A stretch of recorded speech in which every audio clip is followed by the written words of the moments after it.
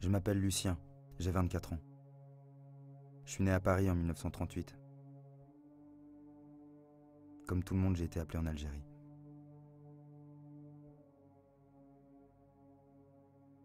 Vous savez, quand vous rentrez ici, personne ne vous comprend. On reprend pas la vie normale. On reprend pas la vie normale quand on a vu les tortures, les massacres, les copains devenir fous.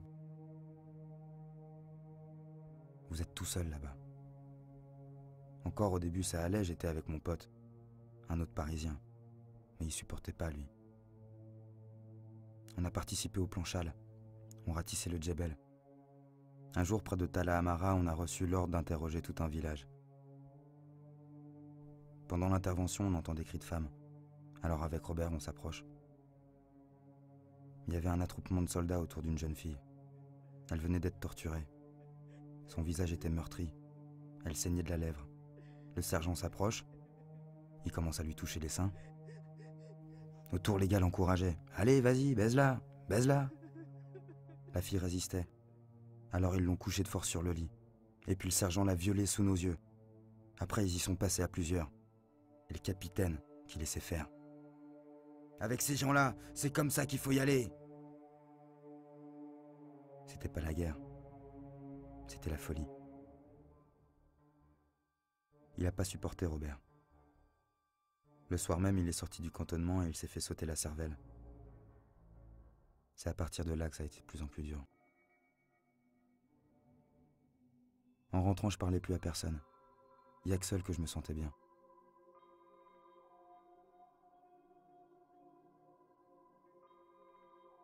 Je voulais témoigner, raconter ce que faisait l'armée française en Algérie. Je me suis trouvé une petite chambre à Saint-Germain. J'ai repris les notes de mon carnet et j'ai écrit pendant 6 mois. J'ai même trouvé un éditeur après, mais le bouquin il a été censuré. Il a tout de même un peu circulé sous le manteau.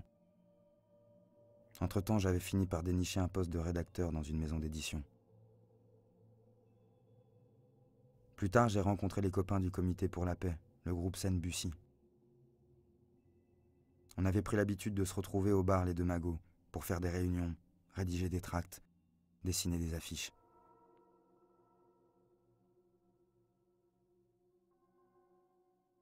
Le soir du 17 octobre, je rentrais chez moi en Solex. Il devait être 20h. Je me souviens qu'il pleuvait. Je remontais le boulevard du Palais vers Saint-Michel. J'ai croisé quelques agents de police devant le palais de justice, mais rien d'anormal. Un peu plus loin, à la hauteur du pont, il y avait un cortège d'Algériens. Il devait être 200.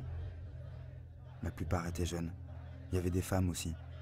Tout le monde était bien sapé. Ils marchaient, silencieux, la tête haute. Pas un cri, pas un drapeau, pas une pancarte. J'ai garé mon Solex à l'angle du quai des Orfèvres pour regarder passer le cortège.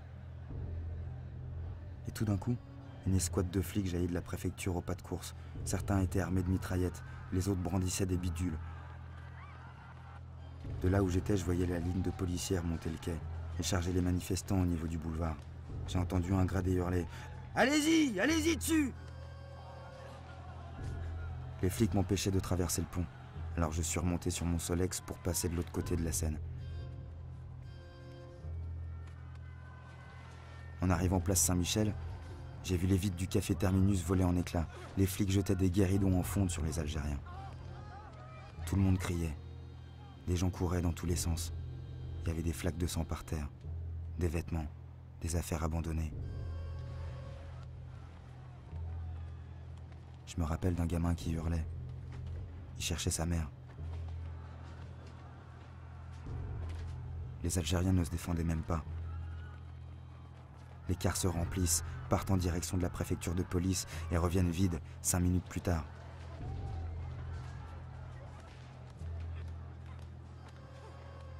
J'ai vu un Algérien tomber à la Seine. Je ne sais pas s'il échappait au tabassage ou si on l'a jeté. En remontant le boulevard Saint-Michel, je croise 2 voitures arrêtées. Les conducteurs encourageaient les policiers à la chasse aux Algériens.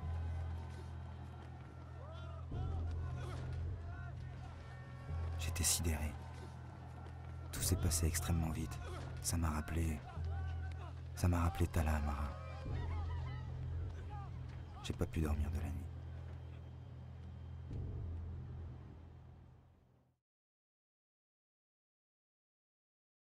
Le lendemain, dans la presse, c'était partout la même chose.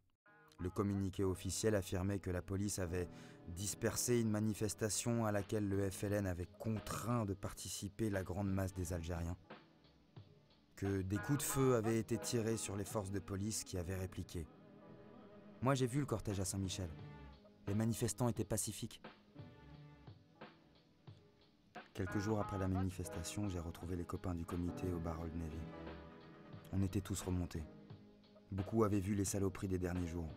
On a parlé d'organiser un défilé, avec un Français pour un Algérien, côte à côte, coude à coude, pour voir si la police foutrait tout le monde à la scène. Jean-Paul Sartre était d'accord. D'autres gens connus aussi. La date a été arrêtée au 1er novembre, jour de la Toussaint et du début de l'insurrection algérienne. La décision est prise de présenter le projet à toutes les organisations de gauche, au PC en particulier. Eh ben, on s'est fait traiter de provocateurs. Après tout, eux aussi avaient voté les pleins pouvoirs à l'armée. On s'attendait à quoi? Le comité a sorti un tract, on a collé quelques affiches, mais fallait un truc plus spectaculaire.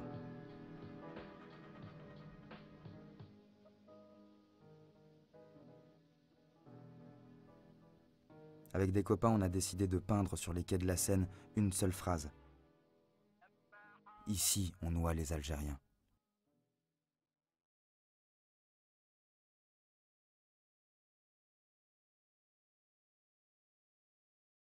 Le 1er novembre, donc, 300 étudiants et militants se sont rassemblés place Maubert, autour de la station de métro. Nous sommes venus aujourd'hui pour manifester contre le fascisme et la répression policière, a déclaré Sartre. La manifestation était silencieuse. À 12h15, alors qu'on était en train de se disperser, une bombe de l'OAS a explosé et fait 3 blessés. Le même jour, des militants PSU se sont rassemblés place Clichy. Il est 16h30 et 300 à 400 jeunes gens défilent place Clichy pour crier paix en Algérie. Ils lancent également des tracts qui s'intitulent 1er novembre 1954, 1er novembre 1961, pour que nos jeunes soldats regagnent leur foyer, pour que cessent les violences, pour que soit signée la paix. Le tract porte une signature Parti socialiste unifié. Dans les mois qui ont suivi, les fascistes de l'OAS ont multiplié les attentats. L'indépendance de l'Algérie était devenue inévitable. De Gaulle négociait officiellement avec le FLN. Mais les ultras ne voulaient rien lâcher. Il y avait des plastiquages toutes les semaines. Je me souviens de la série d'attentats du 22 novembre. Il y en a eu une vingtaine dans la même nuit. Ils ont appelé ça la nuit bleue. Le 7 février, à Boulogne-Billancourt, une petite fille a été défigurée par une bombe de l'OAS qui visait André Malraux. Le lendemain, un collègue me prévient qu'une manifestation interdite par Papon aura lieu le soir même, à 19h, à la Bastille, en réponse aux attentats de la veille. Je sortais du boulot à 19h30. J'ai pris la direction du boulevard Beaumarchais en Solex et je me suis garé au niveau du cirque d'hiver. En remontant le boulevard vers la Bastille, j'ai vu mon collègue qui revenait de la rue Saint-Gilles, tout amoché. Il m'a dit que les policiers avaient chargé. On a continué ensemble vers la mairie du 11e pour rejoindre le cortège qui était là-bas. Les manifestants s'étaient fait prendre en tenaille par les CRS. C'était la même police qu'en octobre qui chargeait, avec la même rage.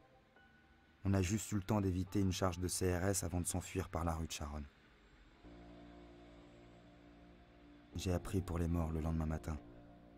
Les manifestants se sont fait pourchasser jusque dans la bouche du métro. Cette manifestation ne devait pas être prévue par la préfecture de police. Il y a 5 à 600 manifestants. Au moment de la dispersion, d'autres manifestants sont arrivés. Certains sont tombés. Ceux qui essayaient de rentrer se sont entassés les uns sur les autres. Les flics ont gazé à l'intérieur de la station, pendant que d'autres agents leur jetaient des grilles d'arbres dessus. Il y a eu 8 morts. C'était 8 Français.